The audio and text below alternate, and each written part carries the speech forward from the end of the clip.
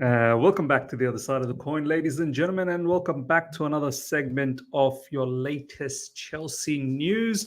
Look, this particular rumor is floating about in the fan base. I mean, that's what it is. It's just a rumor. But I thought I'm going to bring this particular news out because there's just too much disrespect. I feel like in the Chelsea fan base, no one's good enough. Roberto De Zerbi, not good enough. Amorim, not good enough. Yeah, a lot of us want Xabi Alonso, but it's not going to happen. He's probably going to go to Bayern Munich or Liverpool, this, that, the other. Jose Mourinho, not good enough. No one's good enough. And the latest name that's floating around, ladies and gentlemen, look, this is coming from a particular individual, as you all know, Graham Bailey. I don't really put too much emphasis on rumors coming from him, but it's a discussion point because obviously Xavi has announced literally a couple of months ago, stating that he will leave Barcelona at the end of the season. And off the back of this, Graham Bailey has written, this was actually a couple of days ago, but it's coming up to surface right now. I don't know why. It might have just caught Chelsea fan base's attention. Barcelona feel that Xavi could be persuaded to stay this summer, so it's not a dead end as yet. But if he does leave, he could be offered the chance of a move to England. HTIC understands Chelsea and Newcastle's owners are admirers of the Spanish legend. Now, all I want to say, ladies and gentlemen, now you could sit there and say, "Oh, Miz, you clearly haven't seen Xavi this season. Barcelona they've been diabolical." Look, I'm not going to sit here and claim that I've seen a lot of Xavi this season, but I saw a lot of Xavi last season. I was very interested. And Barcelona won the La Liga 2022-2023 season. And they crashed out of the Champions League. They crashed out against Manchester United as well, I believe, in the Europa League. But that's a team that didn't win anything. I don't think they won a La Liga for like 3-4 seasons prior to that. Under Ronald Koeman, the manager before Xavi, things were looking very, very bleak. And I think Xavi took over Barcelona in 2021 season, 21-22 season, I believe around November, December period. A lot of people were very skeptical, but that this is probably going to turn out to be that Frank Lampard situation, a legend coming back to the club. But I had a feeling this is not the same case because you could see exactly how he wanted to play his football, albeit in the Qatari league, and you could see what he could bring to Barcelona with the players that he had over there, young players, very, very highly technical players as well, along with a lot of experience with Jordi Alba and so on and so forth, Busquets being one of the main ones. And you could see as soon as he came through in that particular season, Barcelona ended up finishing second against, obviously, a Real Madrid team that was just littered with experience and Galactico style of players. But last season, La Liga champions. And this season, of course, I mean, this is a particular manager working in a supremely difficult environment. I honestly, people might say that Chelsea Football Club, it's difficult to run, with all the instability that you get with Chelsea. But I don't think it's anywhere comparable to what Barcelona managers have to go through. The media is cutthroat. They are ruthless. They will destroy you at Barcelona. It's nothing like the media that we see in England. I mean, the media in England, especially in regards to Chelsea, pretty poor as well. But the media is difficult. Secondly, the financial issues that Barcelona has had to go through, like financially, they're handicapped. Through all of that tumultuous, environment, Xavi has come out and won the La Liga last season. I think he also won Spanish Cup as well. But everyone wants to just be fixated about what has gone down this season. And even this season, they're in the Champions League quarterfinals. Look, all I'm going to say is that this is probably not going to happen, but he's a particular up-and-coming manager who's got abundance of tactical and technical knowledge. Like this particular player, I grew up watching him. I know they hurt us a lot. I know they hurt Chelsea Football Club a lot.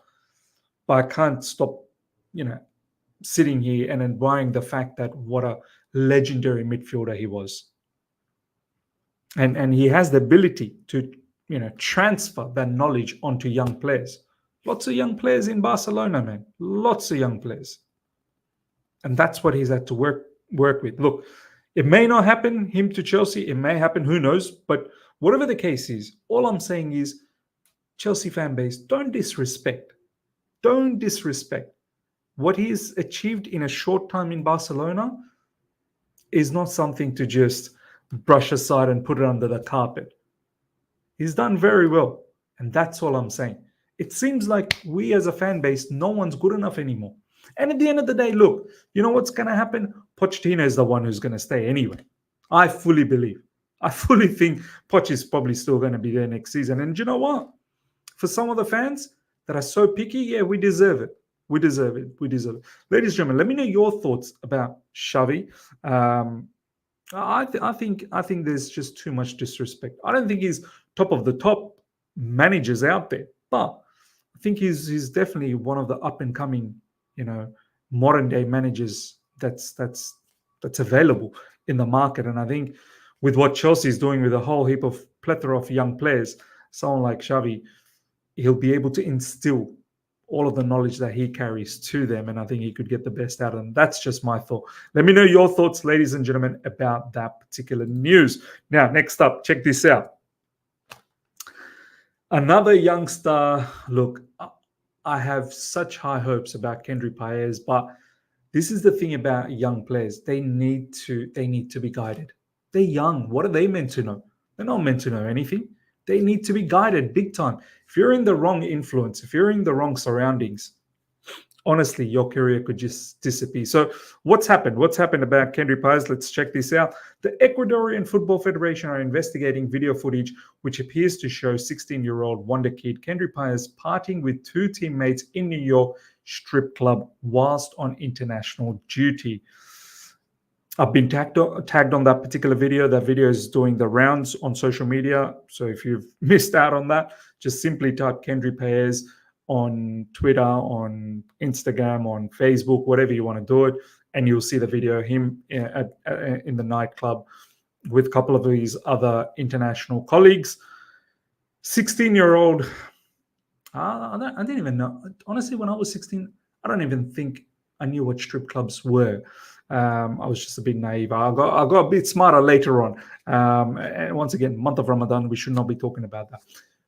Kendry Paez, look, he should not be there, especially in an international duty.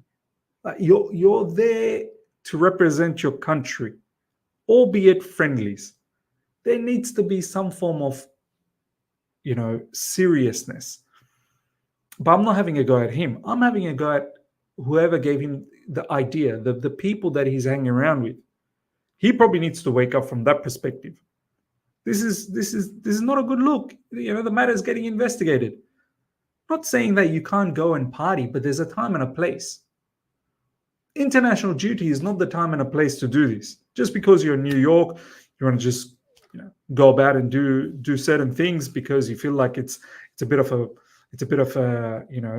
get together. It's a bit of a party scenario. No, it's not.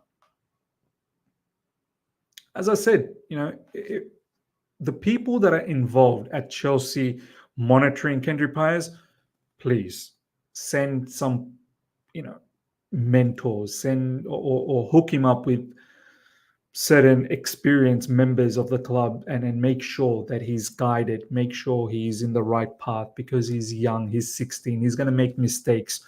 But you want to make sure that he learns from it, and you want to make sure that the environment that he's in is conducive of getting the best out of him. Very, very important.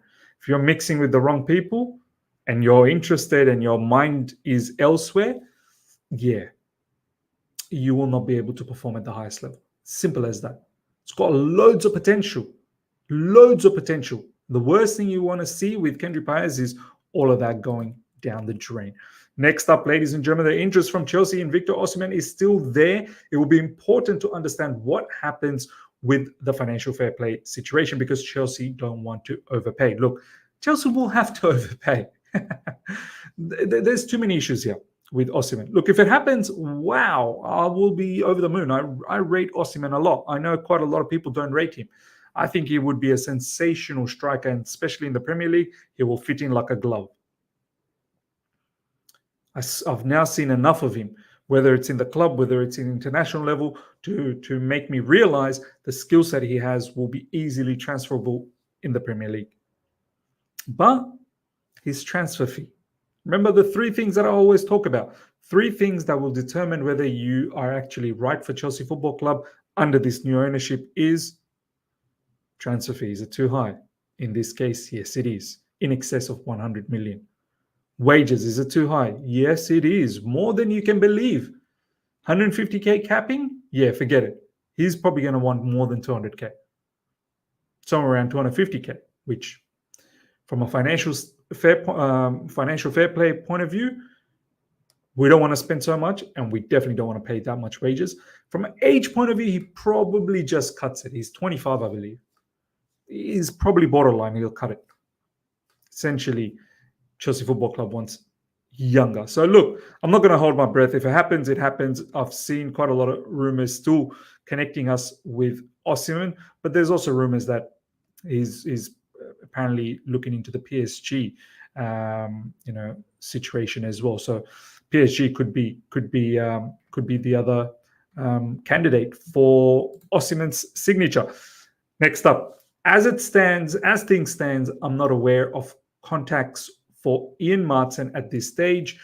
Bayern are looking at fullbacks for sure, but there are many names every day linked with Bayern. Nothing is concrete in terms of contracts for Maatsen. Coming from Fabrizio Romano, a couple of days ago, there was a whole heap of news that was circulating about Ian Maatsen to Bayern Munich. Look, he's able to now showcase his talent in the Bundesliga, and he's doing really well for Borussia Dortmund.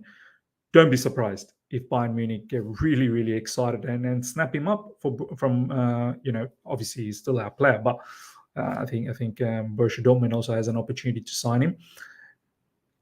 All I'm going to say is that I wish this player played for us. I really do. We are looking for left backs next season, supposedly. That's one of the rumors. And we have a really good player in our hands, but it's probably going to be let go of because, once again, pure profit. He's from the academy, and he'll be used to balance up the books. And it's a sad situation. And I hope, I hope he balls out, and I hope he gets a move like Bayern Munich. I think he fully deserves it. His talent will just be sensational at a football club like Bayern Munich, if that ever happens. But yeah, you best believe Chelsea Football Club. Some of these players, pure profit players, there's news about Conor Gallagher, which I don't want to touch anymore. There's so much that's been said. Conor Gallagher, pure profit. Ian Maatsen, pure profit. Many more. Armando Broja, Chalobah, this, that, the other. We've got financial fair play problems, and majority of these players, if not all of these players, the academy players, are most likely going to be gone. The ones that have been rumored to leave, probably most likely going to be gone. Now, last but not least, ladies and gentlemen, I think, look, this is probably a good thing. I know some people might sit there and say, how many more people do we want to get? But I think this is an area that we probably need to invest and investigate as well what's going on.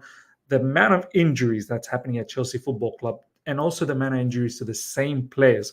Something needs to be done.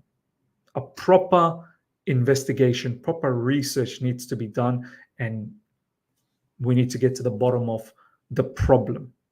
So check this out. Chelsea are offering a salary of $250,000 as they search for a new head of performance medicine to help injury issues. The new recruit will also oversee medicals of new signings as Chelsea look to add this summer. So look, this is good.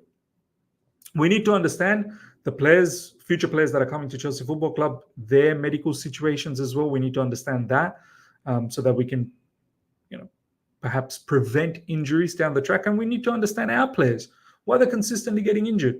Nkunku, right off season. Reece James, right off season. Wesley Fofana, right off season. And many more. We need to understand why this is happening. So for me, I don't mind this. Add as many people as you want in this department, the medical department, but get to the bottom of it. By adding these people, I want to see improvement. I want to see that you're understanding where the problem is and you can rectify the problem. So, ladies and gentlemen, let me know your thoughts about everything we spoke about in this latest Chelsea news update. More specifically in regards to Xavi. What do you think about Xavi as a manager? And what do you think about Xavi potentially managing Chelsea Football Club one day? Whether it's next season, whether down the track, let me know. Hope you guys have enjoyed this. Smash the like button if you're here for the first time. Subscribe, hit the bell notification to stay in touch with all my content. Till next time. See ya.